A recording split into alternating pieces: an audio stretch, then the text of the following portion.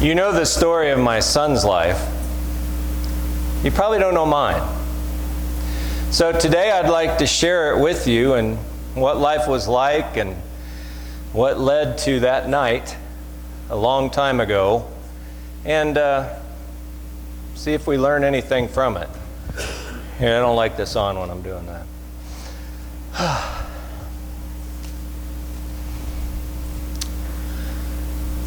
I was born in a town that many of you know, Nazareth. And it was in Galilee. Now, I don't know if you know much about Galilee, and especially much about Galilee in the time I was born, but it was a very small community. And so we knew each other, even one town over or two towns over. We knew each other. And so the bond of family was very strong. And it was because of that that I entered into the business that my father did. You all have heard I'm a carpenter. Not really. Not really.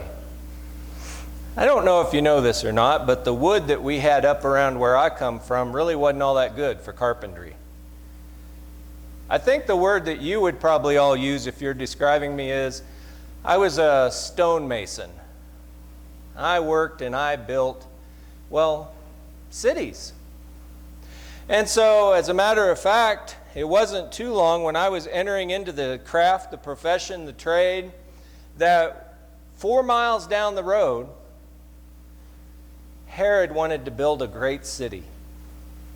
He wanted it to be that, the Governor Providence type of place.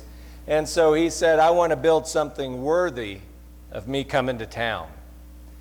And so Sepphoris was most definitely not like Nazareth. It was opulent. It was gorgeous. Maybe you could even say it was a little decadent. And so he wanted us to make everything beautiful, great, fantastic. And so every morning, I'd get up early, and I'd walk 4 miles to this town, and I'd work all day building whatever. I even took my hand and tried my hand at a couple mosaics. I didn't do the mosaic of the Mona Lisa of Israel, though. You should look that up. She's pretty. I didn't do that one, but I did some others that I dabbled with and tried. And I really enjoyed it. And it wasn't too long before I noticed in that town there was a young girl. Her name was Mary. And I thought, I wonder. Yeah. I wonder, is she available?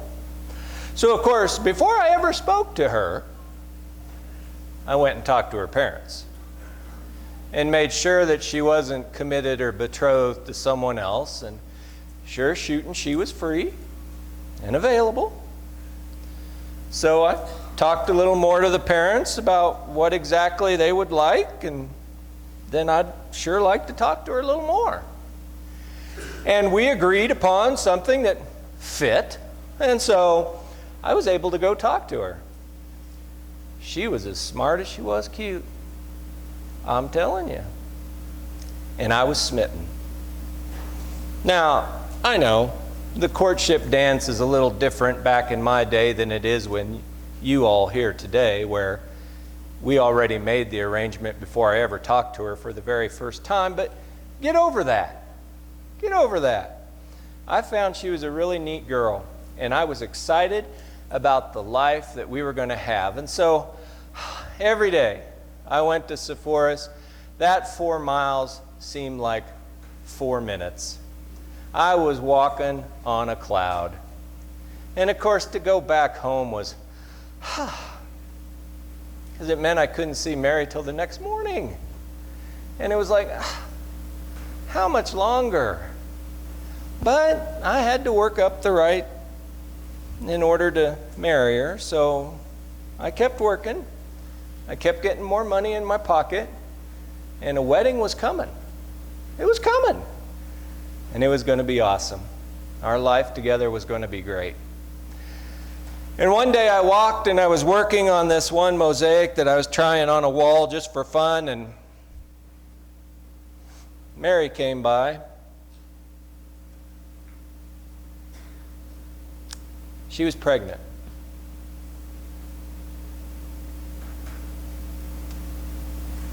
You talk about having your whole life, the carpet just pulled out from under you. Every plan that you had just all of a sudden got flipped on its head.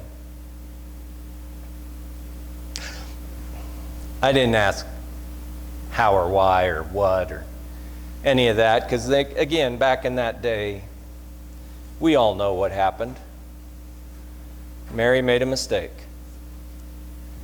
She probably went down to the watering hole all by herself, and one of those doggone Roman guards that are around saw a pretty young girl all by herself and did what they did when they saw a pretty young girl all by herself. Well, she was one town over, but let's be honest, everybody in Nazareth knew she was pregnant. And everybody in my hometown knew what I should do. Have her killed. But it wasn't her fault. I can't do that. I can't. And so I thought about it really hard, and I finally resolved that no, I couldn't go forward with the marriage because honestly, I didn't have much to my name. I didn't have much, but I had my honor. And you can't take that away from me. And so the honorable thing would be to not marry this girl, but also to not kill her. The honorable thing would be to let her go home to her parents and live there with that child.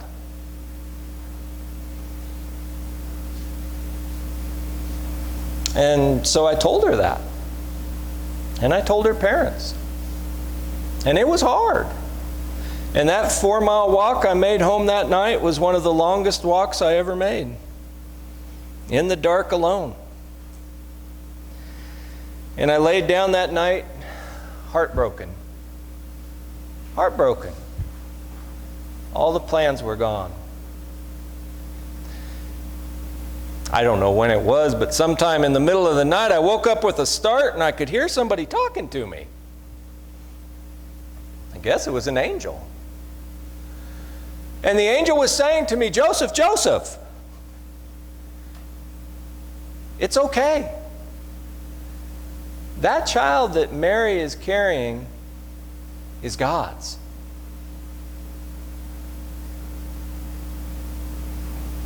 You know, when you're asleep and you wake up and you're kind of half, I'm going, yeah, whatever. I thought, pfft. And I went back to sleep, to be honest. And I got a second wake-up call with that angel's voice again, saying the exact same thing. It's God's child.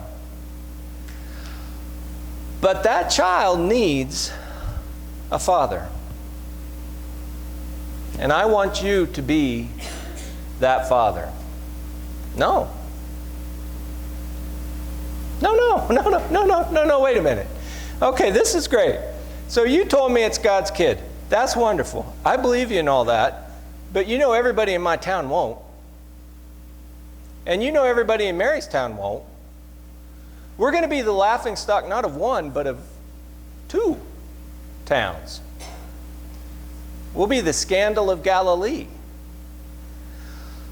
And that honor, the only thing I have, you're taking it away from me. I can't give that up. Well, the conversation continued. And the angel was quite insistent that I should be the father to that child.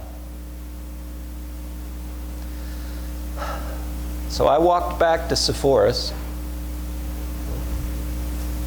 To say that I was an unexpected guest at Mary's house would be an understatement. And when I said what I said, her eyes widened and she said, I didn't think anyone would believe me, but that's what God told me too. Wow. Well, now there was no going back. And so again, I talked to her parents, and her parents are like, are you sure? And I said, yes, I want to marry her. I want to do that. But I do want to wait until after the child's born, because that's what God said. So we waited. And you know the rest of that story. The child was born, and I held him in my arms. You know, it didn't look like a child of God. And yet it did, because aren't all babies a child from God? But he was powerless. He was weak. He couldn't take care of himself. The angel was right.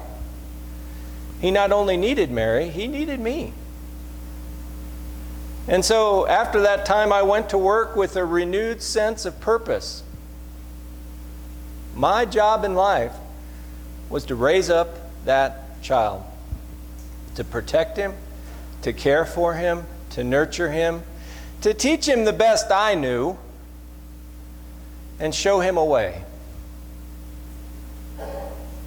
But, you know, he's like most kids, really good, little ornery. Got lost one time. We all thought he was traveling with us back to Galilee from Jerusalem. The dang kid was still in Jerusalem. He was at the temple talking with the priests, and when we finally found him, we said, what are you doing? And he said, didn't you know I'd be in my Father's house? And I was like, well, ouch, man. Ouch. I know my house isn't as nice as the temple, but come on. I've been providing for you. I've been doing my best. I've been taking care of you. Every day after that day, I took him to work. We walked 4 miles together. We talked the whole time there. We talked while we were there. We talked the whole time back. He was an amazing kid. He was getting smarter each and every day. And wow, did he know stuff. I knew that despite the fact I was teaching him how to be this carpenter, he wasn't going to be a carpenter. And I, for one, frankly, couldn't be happier. You know, as a parent, isn't that what you want for your kids? Something a little better than what you've had to deal with? I didn't want him to have to walk 8 miles every day and work like a dog for 10 hours just, no. To just survive? No. I wanted better for him. Better. And so one day we were walking and I heard him. He was talking. And he said, as we were coming up on Sepphoris, which, by the way, is on a ridge, and the city itself at night, it just lights up like a beacon. You can see this town for miles. In fact, I could walk outside my stoop in Nazareth and look up, and there it was.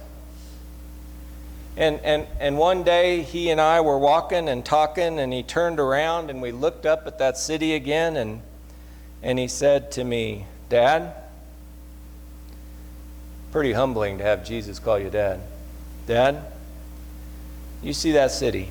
I'm like, yeah. He says, a city on a hill cannot be hidden from the glory of God, and nor can I hide from the calling of God's ministry. I must go. He slept that night. And the next day, he walked to the Sea of Galilee. And it was the last time I saw him.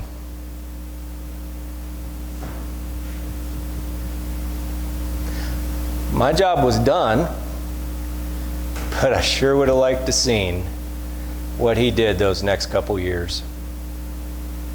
I sure would have liked to, but I didn't get to. But I lived a full life. I lived a good life. And I raised that child up the best I could.